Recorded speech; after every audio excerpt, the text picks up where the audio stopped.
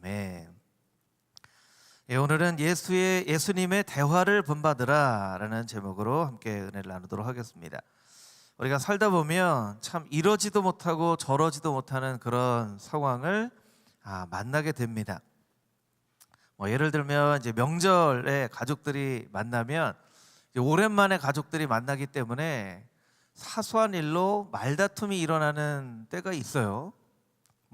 드라마 같은 데 보면 우리나라가 이제 고부간의 갈등 그런 얘기 있잖아요. 그러면 이제 시어머니와 며느리가 갈등이 있어요. 그러면 이제 시어머니는 어머니는 아들에게 와서 막 며느리가 이렇게 되겠냐 하고, 아내는 남편한테 어머니가 이러면 되겠냐. 자, 이럴 때 남편은 누구의 편을 들어야 되죠? 어머니의 편을 들어야 되나요? 아내의 편을 들어야 되나요? 이게 참 난감해요. 그렇죠? 중립을 지키면 아니 너는 왜 이렇게 아무 편도 안 드냐 이렇게 하죠. 참 이럴 때가 있어요. 이러지도 못하고 저러지도 못할 때 참 어려운 때가 있습니다.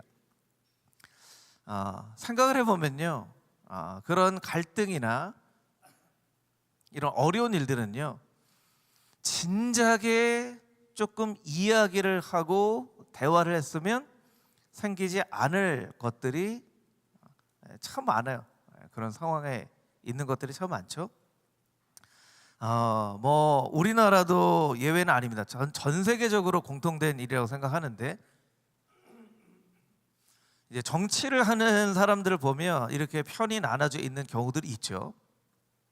사실은 이 정치는 다 관점에 따라서 필요합니다. 보수적인 관점도 필요하고 좀 진보적인 관점도 필요해요. 서로 보완이 되라고 하는 것이지 서로 싸우라고 그렇게 나눠져 있는 것은 아니죠. 그래서 사실은 이제 계속 대화를 하면서 함께 다름을 오히려 더 장점으로 만드는 것이 정치이죠. 그런데 현상적으로 보면, 이론적으로 보면 그렇지만 현상적으로 보면 그렇게 되지 않는 경우들이 많이 있죠. 그러니까 대화를 잘하는 것이 참 중요합니다. 오늘 본문의 말씀 가운데도 바리새인들과 예수님과의 대화인데, 이 바리새인들이 예수님과 그런 대화를 할 목적으로 예수님께 말을 걸어온 게 아니에요. 예수님께 시험을 걸려고, 올무에 빠뜨리려고 예수님께 대화를 걸어옵니다. 그런데 이 바리새인과 예수님과의 대화를 보면서 우리가 우리의 대화 가운데, 우리가 일상생활에 하는 대화 가운데 예수님으로부터 꼭 배워야 될 부분들이 있어요.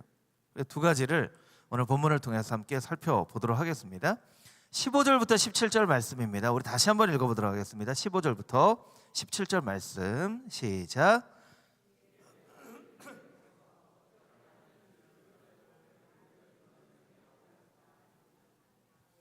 자기 제자들을 헤롯 당한 들과 함께 예수께 보내어 말하되, 선생님이여, 우리가 아노니 당신은 참되시고 진리로 하나님의 도를 가르치시며 아무도 꺼리는 일이 없으시니 이는 사람을 외모로 보지 아니하심이니이다. 그러면 당신의 생각에는 어떠한지 우리에게 이루소서. 가이사에게 세금을 바치는 것이 옳으니까 옳지 아니하니까 하니. 아멘. 유대인들은 신앙과 정치 사이에서 갈등을 했습니다. 로마에 잘 보이는 삶을 살 것인가, 아니면 하나님의 명령에 순종하는 삶을 살 것인가. 이제 겉으로 볼 때는 하나님의 말씀에 순종하며 살아가는 사람처럼 생각했지만 속마음으로는 로마에 잘 보이고 싶어 했어요. 왜냐하면 로마에 잘 보여야, 로마의 인정을 받아야 이제 힘이 생기잖아요. 그러니까 겉과 속이 다른 그런 삶을 살았던 것이죠. 그 가운데 예수님께서 정말 혜성처럼 나타나셔서 거침없이 말씀을 하시고 병자들을 고치시고, 그러니까 사람들의 지지를 많이 받습니다. 그러니까 이 유대 지도자들이, 아니 내가 힘을 받아야 되는데 예수님께서 힘을 얻는단 말이에요. 그것도 로마로부터 이 부여된 힘이 아니라 백성들로부터 얻을 수 있는 지지. 이 지도자들은 그걸 너무나 정확하게 알고 있었거든요. 이 백성들로부터 지지를 받는다는 것이 얼마나 어려운 일인가, 얼마나 어려운 일인가. 그 지지를 받는 거예요. 그러니까 예수님을 올무에 빠뜨리기 위해서 이제 질문을 합니다. 세금을 바쳐야 되나요? 말아야 되나요? 세금을 바쳐야 된다고 하면 친유대적인 그런 이 정서에 있었던 백성들은 예수님이 이제 보니까 이 양반이 좀 실망이네. 아니 우리의 민족을 다시 일으켜 세울 지도자로 여기 알았는데 로마의 세금을 바치라니, 이렇게 백성들의 지지를 잃어버리는 거예요. 세금을 바치지 말라고 하면 누구의 지지를 잃어버리죠? 로마의 지지를 잃어버리는 거예요. 그러니까 백성들이 어떻게 대답을 하든 로마의 지지를 잃어버리든 백성의 지지를 잃어버리든 지지를 잃어버릴 수밖에 없는 질문을 해놓고 이 사람들이 아마 속으로 그런 생각을 해서 이 질문 누가 만들어낸 거냐, 정말 대단한 질문이다. 어떻게 대답하든지 빠져나갈 구멍이 없구나, 사면초가이구나. 그리고 이제 예수님께서 어떻게 대답하시는지를 이제 기다리는 거예요. 사실은 이런 유대 사람들의 정서가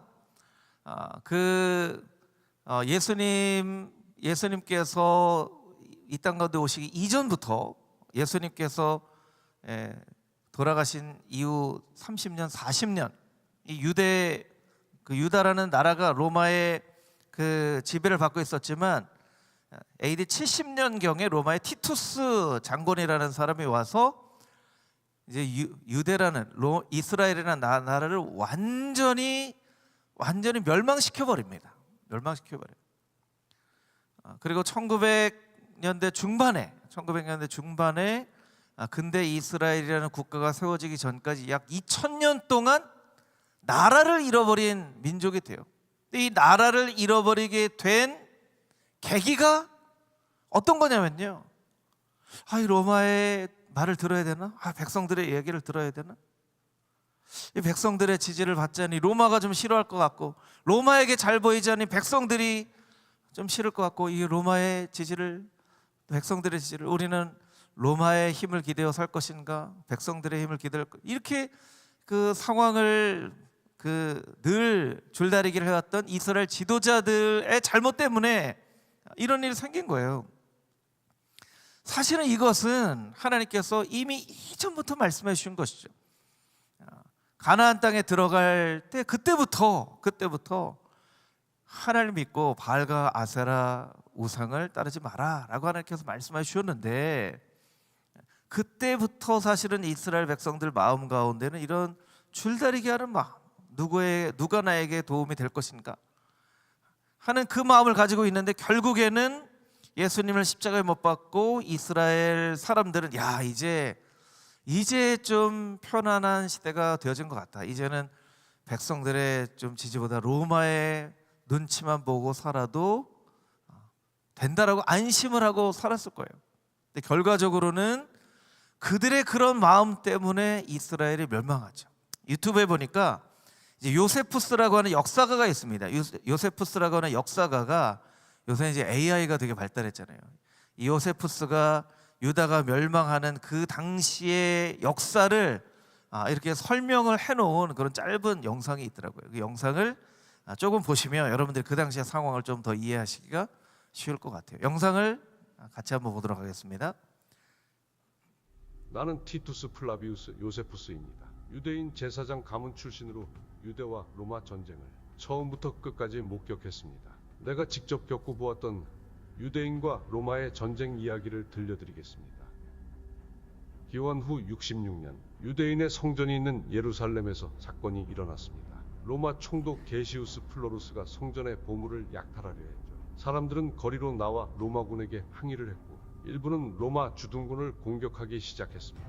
나는 이것이 전면전의 시작이 될 것임을 직감했습니다. 반란이 시작되자 나는 갈릴리 지역의 방어를 맡게 되었습니다. 로마군이 곧 대규모 공세를 펼칠 것이라는 걸 알고 있었기 때문에 우리는 요타파타와 가말라 등의 요새를 강화했습니다. 67년 봄, 베스파시아누스가 이끄는 로마군이 갈릴리로 진격해왔습니다. 그들의 군세는 압도적이었습니다. 나는 요타파타에서 47일 동안 로마군에 맞서 싸웠습니다. 우리는 끓는 기름을 부어 로마군을 막았고 기습 공격도 감행했습니다. 하지만 결국 요새는 함락되었고 나는 40명의 동료들과 함께 동굴에 숨었습니다. 우리는 집단 자살을 결의하고 한 명씩 서로를 죽였지만 마지막 나와 한 명만이 남았을 때 동료를 설득해 자결을 멈추고 로마군에 투항했습니다. 이는 신의 뜻이라 생각했기 때문입니다. 68년 네로 왕제의 자살 소식이 전해졌습니다. 베스파시아누스는 황제에 추대돼 로마로 돌아갔고 전쟁은 잠시 소강 상태에 접어들었습니다. 70년 봄 이제는 황제가 된 베스파시아누스의 아들 티투스가 예루살렘을 공격하기 시작했습니다. 나는 그와 함께 있었고 유대인들을 설득해 항복하도록 노력했습니다. 하지만 유대인은 내 말을 듣지 않았습니다. 그들은 기근에 시달리면서도 끝까지 저항했습니다. 저항은 했지만 그들은 분열돼 서로 식량을 뺐었고 한 여인은 인육을 먹었다는 소문까지 돌았습니다. 이것은 정말 큰 고통이었습니다. 8월 9일경 비극적인 일이 일어났습니다. 전투 중에 유대민족 정체성의 중심인 성전에 불이 붙었고 결국 파괴되고 말았습니다. 티투스가 이를 막으려 했지만 소용없었습니다. 한 달 후 예루살렘은 완전히 함락되었습니다. 나의 고향이 파괴되는 것을 보는 것은 고통스러웠지만 이것이 전쟁의 현실이었습니다. 예루살렘 함락 이후 나는 티투스와 함께 로마로 갔습니다. 그곳에서 나는 이 전쟁의 기록을 남기기 시작했습니다. 많은 유대인들이 노예로 팔려가거나 로마 제국 곳곳으로 흩어졌습니다. 우리의 성지는 파괴되었고 유대는 로마의 직할령이 되었습니다. 73년경에는 마사다 요새마저 함락되어 이 긴 전쟁은 막을 내렸습니다. 이것이 내가 직접 겪어본 1차 유대 로마 전쟁의 이야기. 나는 이 모든 것을 유대 전쟁사와 유대 고대사에 상세히 기록했습니다. 네, 이게 요세푸스 역사가 요세푸스가 기록한 로마의 그 이스라엘의 이 멸망의 모습이에요. 로마가 이스라엘을 멸망시켰지만 사실은 로마가 이스라엘을 멸망시키도록 스스로 만든 겁니다. 스스로 만들었어요. 그 가운데는 이 로마의 법을 따를 것인가 아니면 하나님의 법을 따를 것인가를 가지고 늘 갈등하던 사람들이 있었던 거예요. 예수님에게 질문해온 이 바리새인들이 똑같은 그런 마음을 가지고 있었던 것이죠. 이 사람들이 예수님께 질문하는 질문을 살펴보면 여러분 16절 말씀 한번 보시면 좋을 것 같아요. 이 사람들이 예수님께 이야기를 합니다. 예수님께 뭐라고 얘기하냐면 선생님이요, 우리가 아노니 당신은 참되시고 진리로 하나님을 가르치시며 아무도 꺼리는 일이 없으시니 이는 사람을 외모로 보지 아니하심이니이다. 여러분 이 16절 말씀 가운데 여러분들이 바리새인들이 정말 16절을 자막으로 두어 보시면 바리새인들이 정말 예수님께 말하고 싶은 핵심 포인트가 어디 있는가 그것을 여러분들이 좀 보시면 좋을 것 같은데요. 예수님을 정말 칭찬하고 높여드리려고 이 말을 한 것일까요? 이 구절 가운데 있는 당신은 아무도 꺼리는 일이 없으시니 하는 말을 하고 싶어서 당신은 참되시고 진리로 하나님의 도를 가르치시는 분이십니다 라고 이야기를 하는 거예요.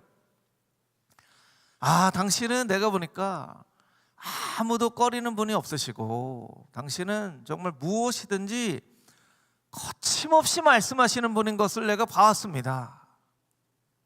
그리고 이제 얘기를 하는 거죠. 세금을 바쳐야 될까요 말까요? 이렇게 얘기를 하는 거예요. 그러니까 예수님이 혹시라도 대답을 하지 않으면 자기들이 가지고 있었던 이 정말 너무나 똑똑한 이 질문에 대답을 안 하면 안 되기 때문에 당신은 대답하실 거죠. 왜냐하면 당신은 정말 아무것도 꺼리끼는 것이 없는 분 아니십니까? 그러고 얘기를 하는 거예요. 대답을 꼭 해주십시오. 세금을 바쳐야 될까요? 말아야 될까요? 그러니까 이런 거죠. 소신 발언을 해주십시오. 당신은 소신껏 발언을 하실 수 있는 분 아닙니까? 그렇게 얘기를 하는 거예요.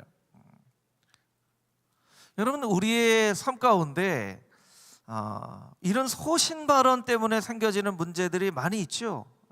뉴스도 보면 자기가 이런 이야기를 할 만하다고 생각하기 때문에 어떤 얘기를 했다가 생각해 보니까 그 얘기를 한 것이 정말 너무나 잘못된 일이다 라고 이제 나중에 뒤늦은 후회를 하는 사람들이 있어요. 그러면 여러분, 어떤 한 사람이 소신발언을 하기 전까지는요 꼭 이 바리새인 같은 사람이 있는 거예요. 당신은 참되시고 늘 진리를 말하시고 당신은 늘 거침없이 말하시는 분 아닙니까? 당신이 이렇게 정말 무엇인지 말할 수 있는 그런 사람은 아닙니까? 그렇게 이야기를 하는 바리새인 같은 사람들이 있다라는 거예요.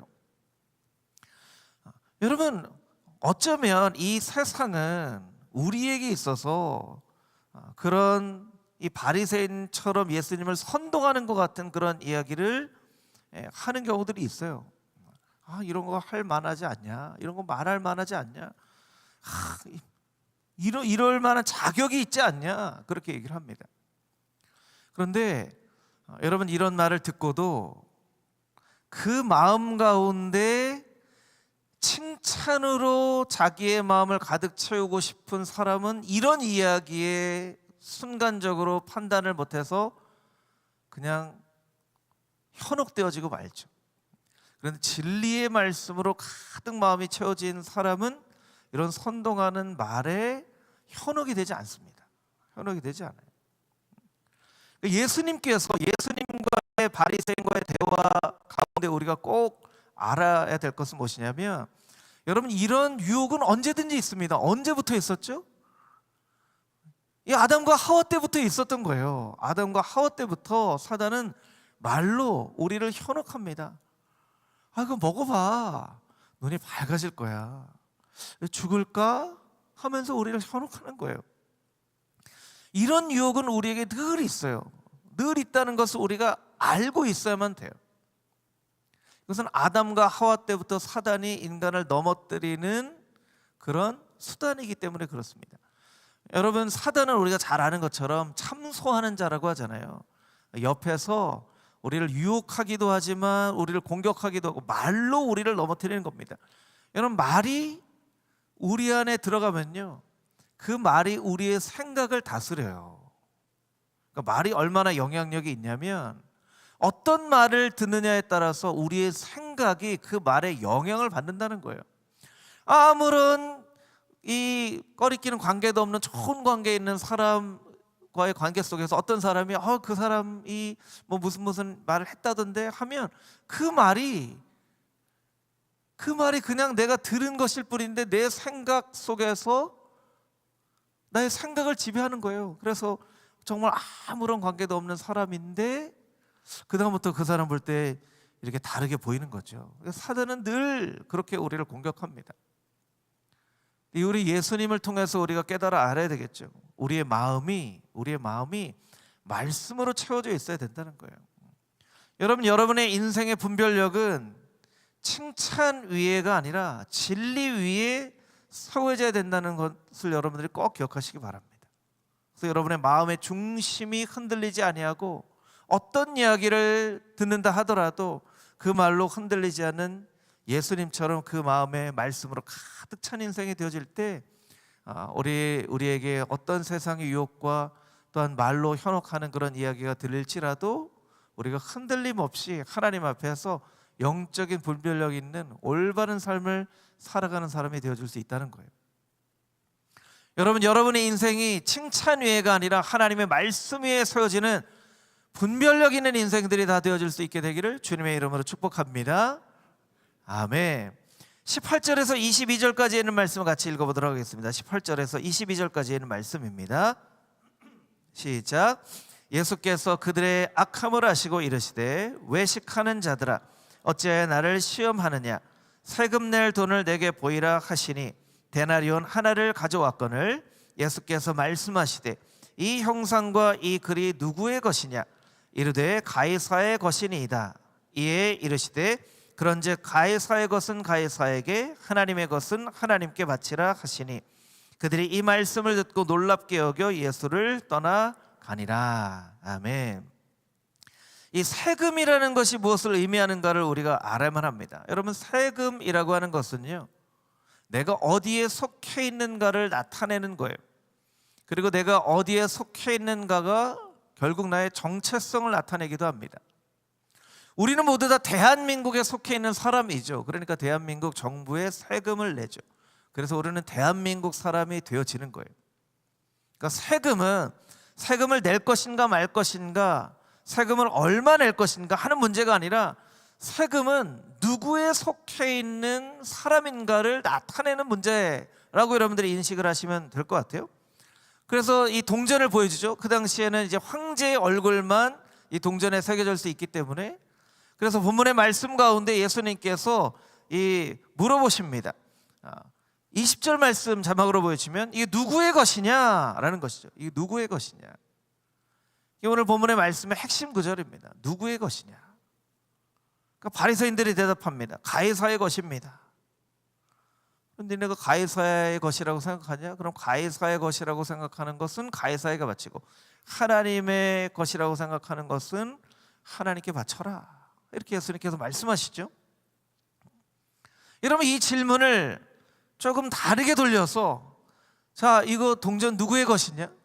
가이사의 것입니다. 그러면 이제 사과를 하나 갖다가 물어보죠. 이 사과 누구의 것이냐? 저 돌은 누구의 것이냐? 저 구름은 누구의 것이냐? 양은 누구의 것이냐? 비둘기는 누구의 것이냐? 이 천하만물은 누구의 것이냐? 그럼 누구의 거예요? 하나님의 거죠. 하나님의 거예요.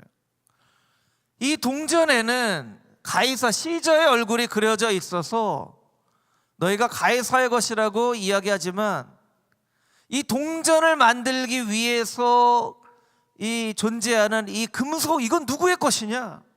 이거 하나님이 만드신 거잖아요. 하나님의 것이에요. 그러니까 이 질문에 오히려 예수님을 시험에 빠뜨리려고 바리새인들이 했던 질문을 통하여 예수님께서는 오히려 바리새인들에게 거꾸로 물어보시는 거죠. 너 이거 누구의 것이라고 생각하냐? 너의 생각에는 이건 누구의 것이라고 생각하냐? 그 얘기는 무슨 얘기입니까? 너는 어떤 사람이냐?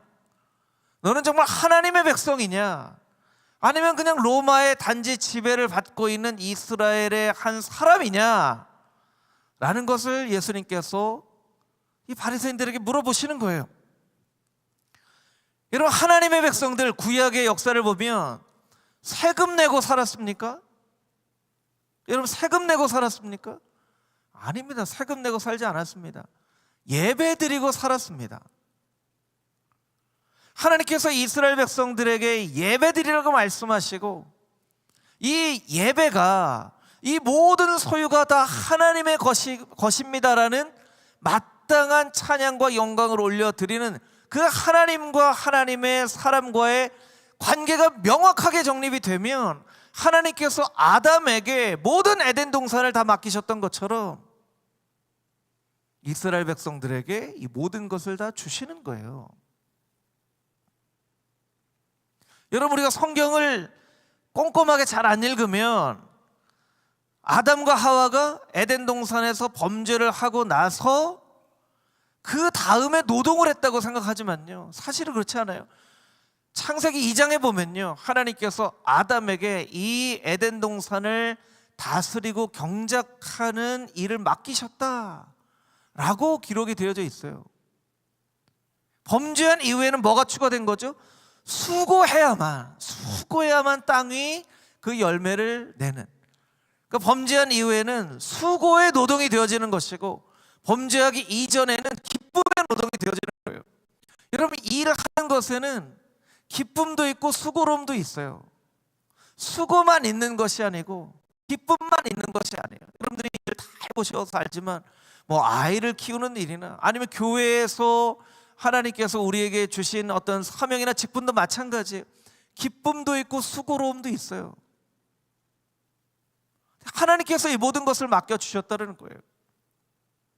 하나님과의 관계만 올바르게 정립이 되어지면, 그래서 여러분, 하나님께서는요, 이스라엘 백성들에게 구약의 역사 가운데 너 내가 이거 다 줬으니까 너 세금 내, 내가 너 다스려 다 지켜줬으니까 세금 내 하고 요구하시지 않는다는 거예요.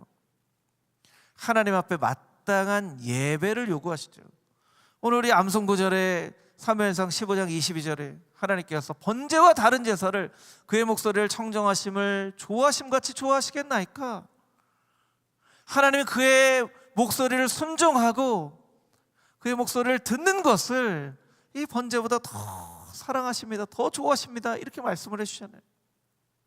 그러니까 예수님께서 오히려 바리새인들에게 그것을 물어보는 거예요. 너 누구야? 이렇게 물어보는 거죠. 너 누구야? 너 어느 나라 사람이야? 너 로마 사람이야? 하나님 나라 사람이야? 라고 물어보는 거예요. 바리새인들은 A 아니면 B 둘 중에 하나를 꼭 선택해야만 하는 문제를 예수님께 올무를 씌우기 위해서 가지고 왔어요. A를 선택해도 시험에 들고 B를 선택해도 시험에 들어요. 예수님께서는 이 문제 자체가 잘못되었다고 얘기하는 거예요. A 아니면 B가 아니라 B 위에 A가 있다, 이렇게 말씀을 하시는 거예요. 로마가 이렇게 다 다스리고 있는 것처럼 보이지만 그 로마를 다스리고 계시는 분은 누구신가? 하나님이시다. 그럼 로마에게 세금을 바쳐야 된다면 바쳐. 그런데 이 모든 것이 다 하나님께 속해 있는 것을 깨달아 안다면 로마에게 세금을 바치지만 이 모든 것은 다 하나님께 속해 있습니다라고 고백을 한다면 그것은 아무 문제가 되어지지 않는다. 여러분, 신앙이라는 것은 무엇이죠? 신앙이라는 것은 하나님은 그 어떤 것과도 비교할 수 없는 절대적인 분이세요. 절대적인 분이에요. 누구와도 비교할 수 없는 분이세요. 근데 신앙은 이 우상숭배는 무엇입니까? 하나님을 피조물과 비교하게끔 만드는 거예요. 하나님이냐 바알이냐, 하나님이냐 아세라냐, 하나님이냐 로마냐. 여러분, 이 생각을 하는 것 자체가 우상이 되어지는 거예요.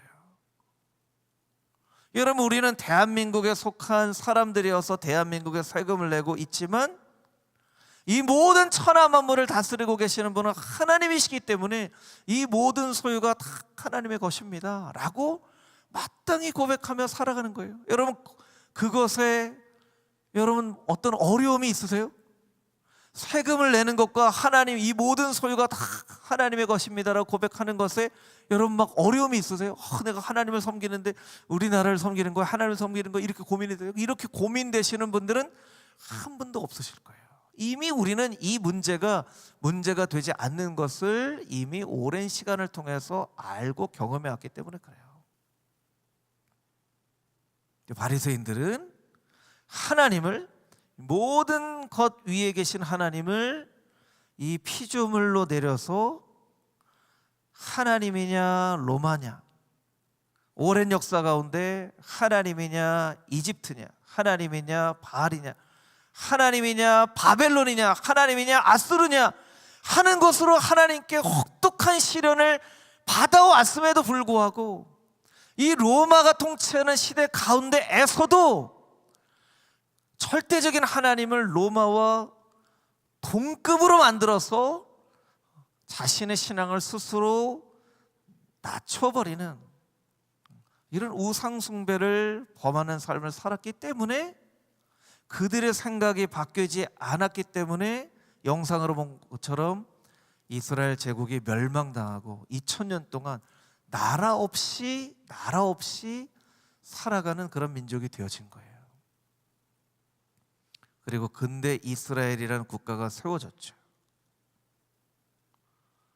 그러면 2000년이라는 시간 동안에 이스라엘 백성들은 왜 우리의 나라가 망해야만 했고 왜 우리가 그렇게 혹독한 시련의 시간을 겪어야만 했는지를 명확하게 깨달아 알고 이제는 정말 하나님만이 우리가 예배할 참 하나님이십니다라고 고백하는 그 고백으로 지금 이스라엘이라는 나라를 그럼 다스리고 있나요?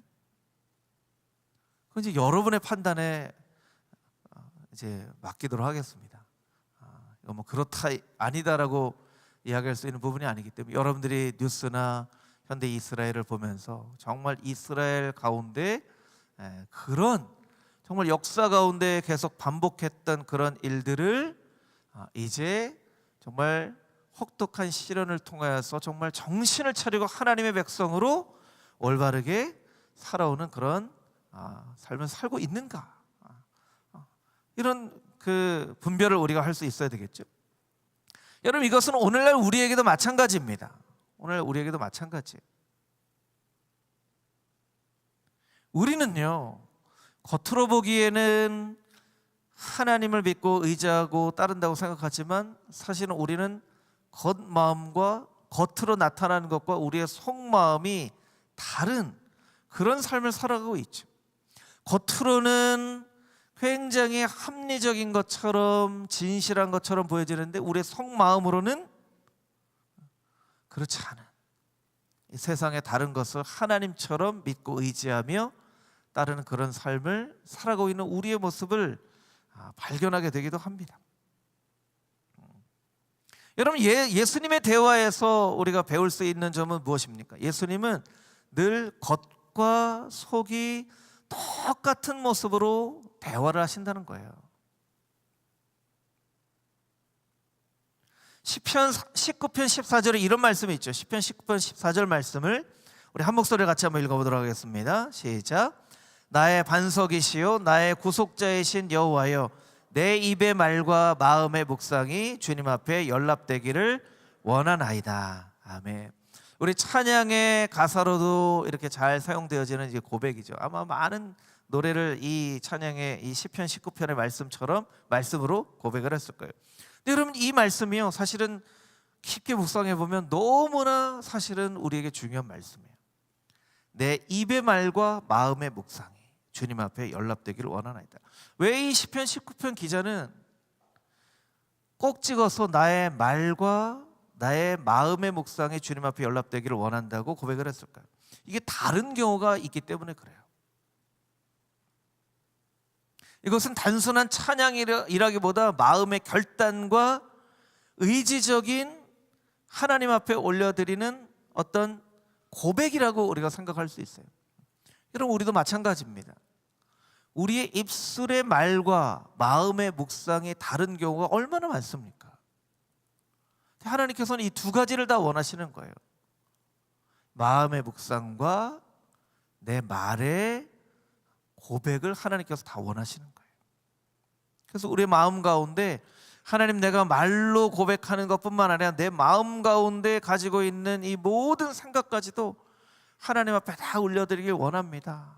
우리가 이렇게 고백을 해야 되겠죠. 어쩌면 우리는 이 바리새인의 모습을 보면서 야, 어떻게 저렇게 예수님 올매에 빠뜨리려고 이야기를 거나라고 생각을 하지만 우리도 동일하게 여전히 오늘도 예수님께 그렇게 질문하고 있는지도 모릅니다.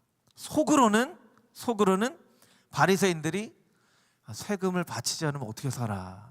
세금을 다 바쳐야지 하고 생각을 하면서도 예수님께 세금을 바쳐야 됩니까? 말아야 됩니까? 라고 물었던 것처럼 속으로는 우리가 다 정해놨어요. 속으로 다 정해놨어요. 아유, 어떻게 법을 다 지키면서 살아? 어떻게 말씀에 있는 걸 다 지키면서 살아? 세상 살려면 이렇게 성경대로만 살아서 어떻게 세상을 살아? 이런 정도는 다 다른 사람, 내가 교회 다니는 사람들 다 보니까 다 이렇게 하고 사는데 하고 우리 마음속으로는 다 정답을 다 내려놨어요. 말로는 어떻게 고백합니까? 주님께서 원하시는 것이 무엇입니까? 주님, 내가 어떻게 하기를 원하십니까? 나의 모든 것을 주님께 드립니다. 주님께서 원하시는 대로 나를 사용하시옵소서. 말은 그렇게 고백을 한다는 거예요. 우리가 이 말씀을 통하여서 우리가 꼭 깨달아 알 수 있는 것은 시편 19편 14절의 말씀처럼 하나님, 나의 입술의 말과 마음의 묵상이 주님 앞에 연락되어지길 원합니다. 겉으로 표현되어지는 말과 속마음이 동일하셨던 예수님의 그 마음을 본받아서 우리의 하나님 앞에 드리는 모든 예배뿐만 아니라 사람들과 하는 모든 대화 가운데에서도 우리의 마음속에 깊은 것과 겉으로 표현되어지는 것이 동일한 예수님을 닮은 그런 대화로 우리의 관계 가운데 어떤 교회 가운데, 이 땅 가운데 하나님의 나라를 이루어갈 수 있는 금호중앙교회 귀한 성도님들이 다 되어질 수 있게 되기를 주님의 이름으로 축복합니다. 아멘.